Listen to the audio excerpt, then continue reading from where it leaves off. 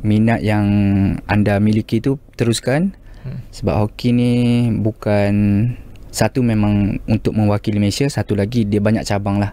Dia ada kita boleh ke contoh polis, kena kerja polis, cikgu pun ada, doktor pun ada, askar pun ada. So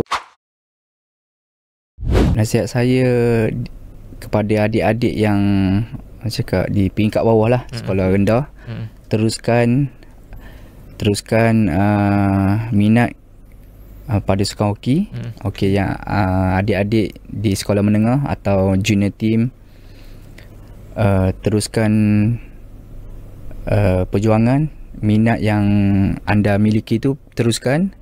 Sebab hoki ni bukan satu memang untuk mewakili Malaysia, satu lagi dia banyak cabang lah.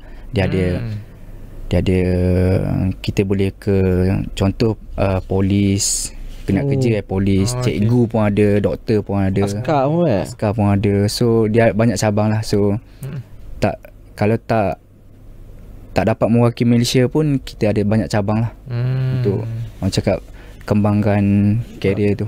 Ya, betul.